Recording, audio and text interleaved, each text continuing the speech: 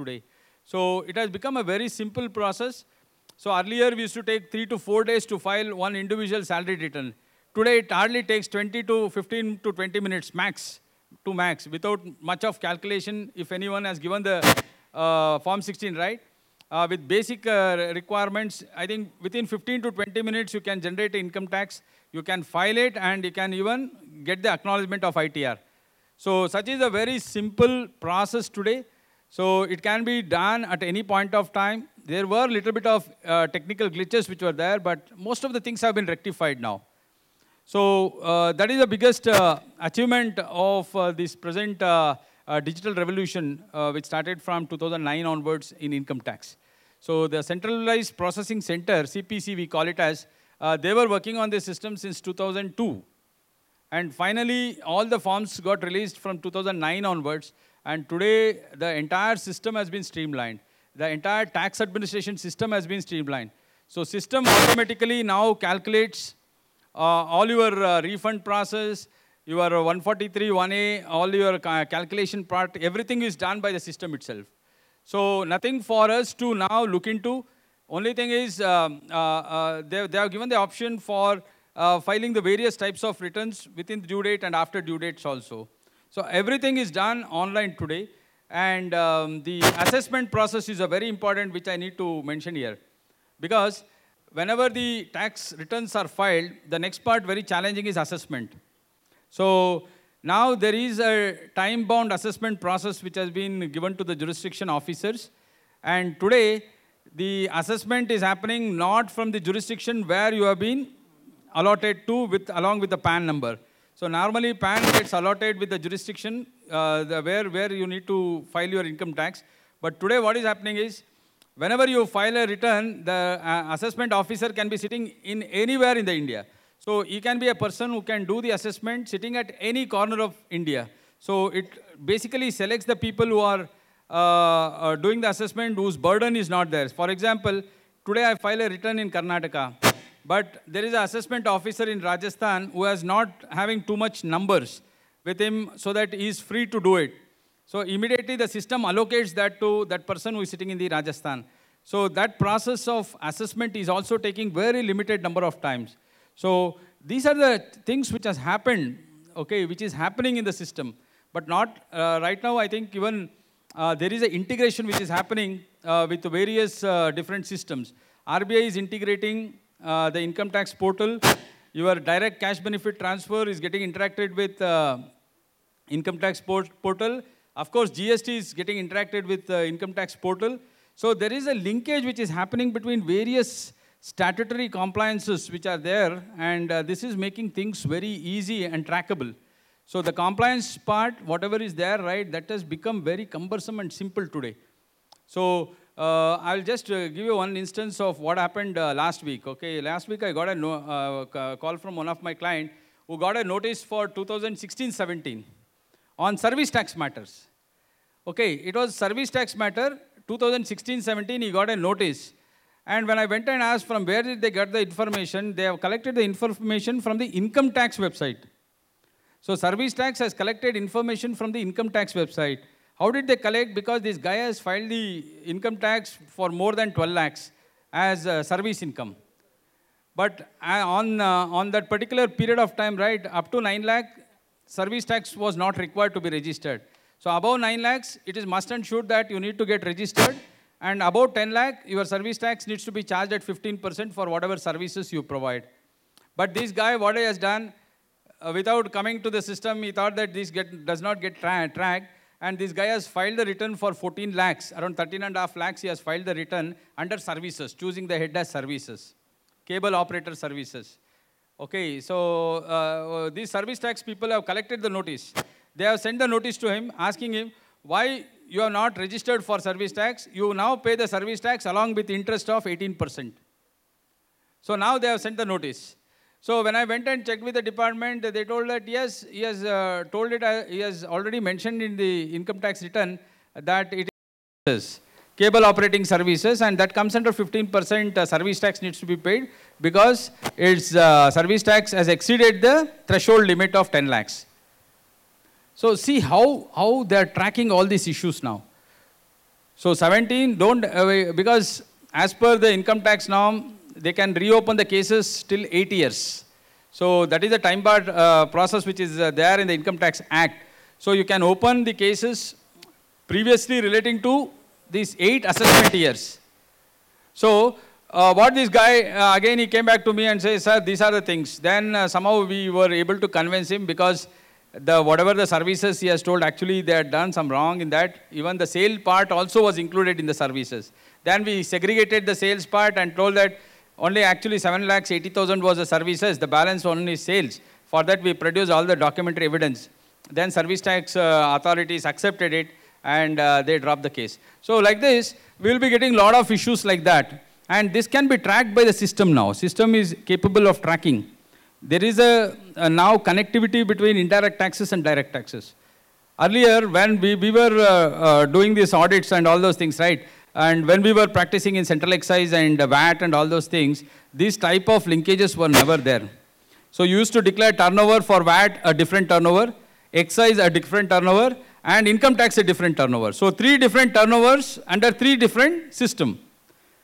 Okay, that means I was hiding some of the things, because I knew that definitely income tax will not come to know about what is happening in sales tax, and sales tax doesn't come to know what is happening in the excise, because they were not interlinked.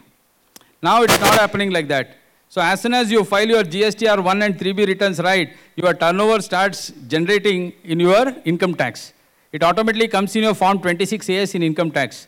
Bottom it goes and sits that this is your turnover for the month of so and so. So they will wait till the due date of the returns needs to be filed. So let us say you are filing a turnover of a different thing which is not mentioned in the income tax, or you are filing a return with a different returns in GST, which is not there in income tax. Then suddenly a notice will be sent to you from the income tax first that there is a difference in your GST turnover. This is what you have disclosed in your income tax returns as per GST filing. And how come your income tax return is not showing that figure? So again, once you answer that, then the notice will come from GST authorities, asking for how come you have reported this to income tax, why not it's reflecting in GST? But because GST is very much concerned about the revenue loss. If you have declared a turnover less, then GST definitely will be worried about that, because it's a revenue loss for GST authority, and you might have claimed the wrong input tax credit.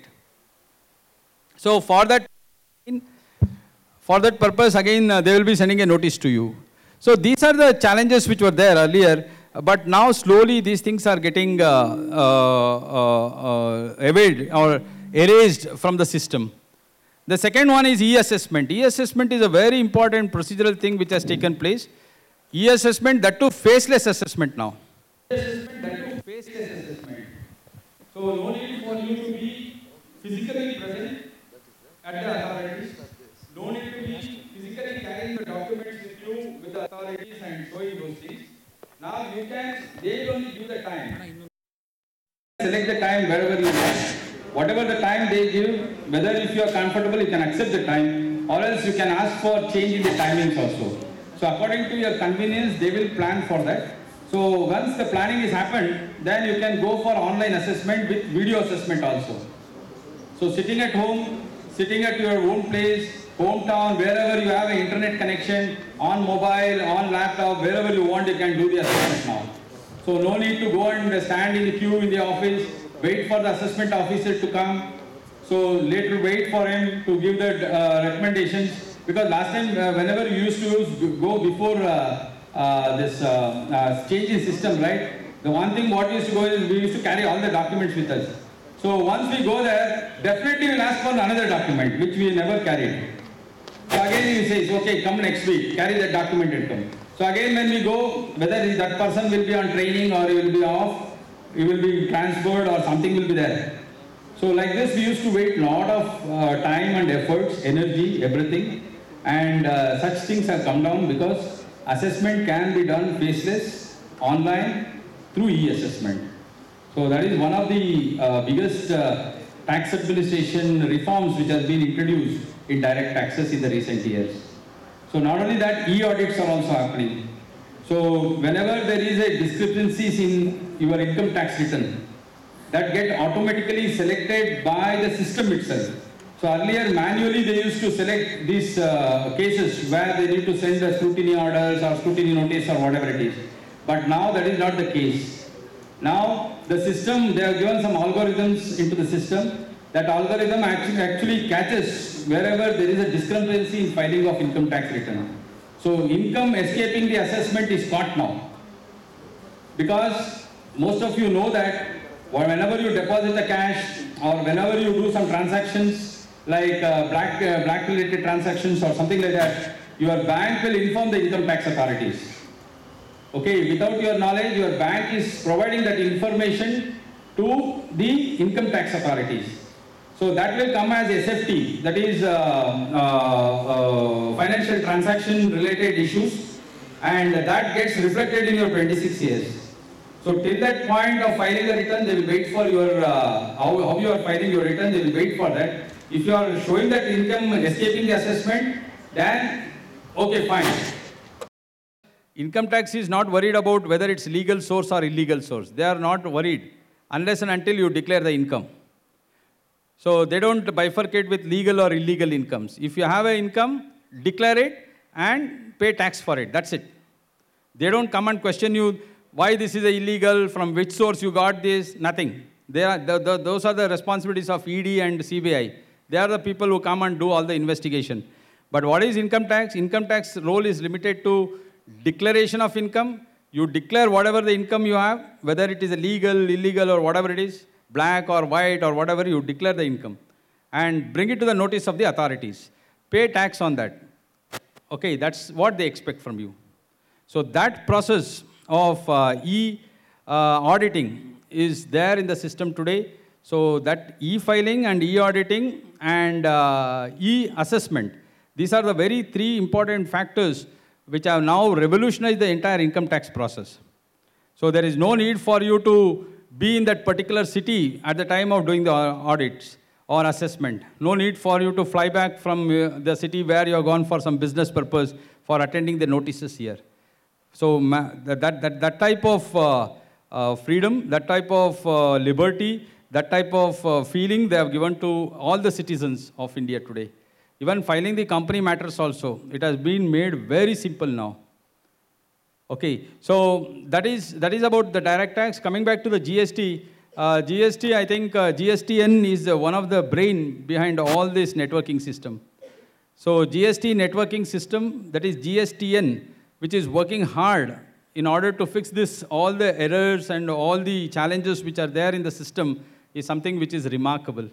So if you can just move to the last, just press. Yes.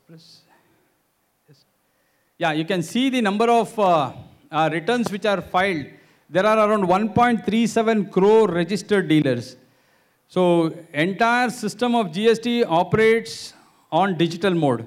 There is no manual things now.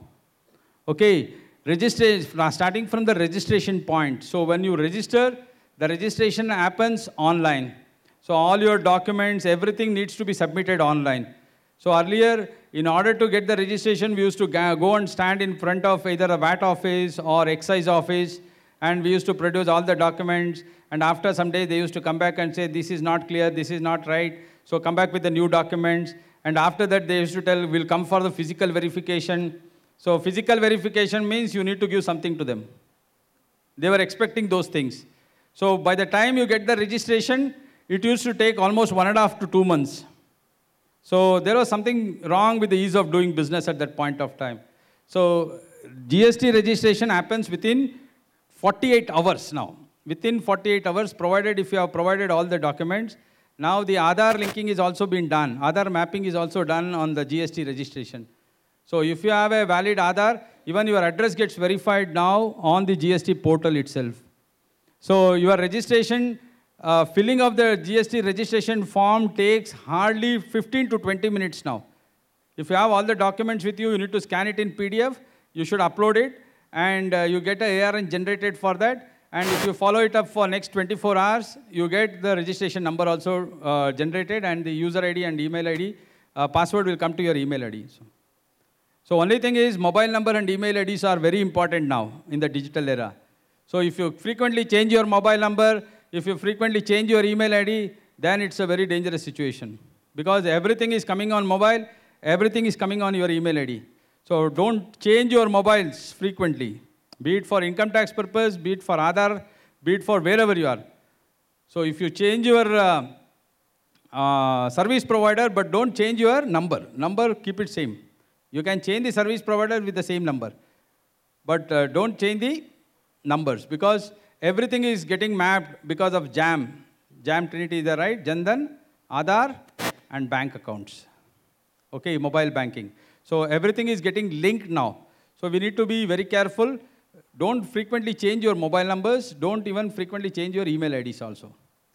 So maintain that email ID and mobile numbers, because I had a case which had come up in the last year, wherein the notice has been sent to the mobile number and email ID. And that mobile number and email ID belonged to the auditor. And that auditor, during COVID, he passed away. Okay, but this notice was served to that person. Poor guy, this guy did not know about all these things, whether where the notices are sent and for whom it is getting delivered and all those things. Finally, one day, those people, GST authorities came to this guy. They started sealing his office also. They told that your GST number is cancelled because we have taken a suo motu action. Since we have already given information to you a couple of times for coming and appearing before us, we have sent a lot of mail, a lot of mobile messages we had sent, but you did not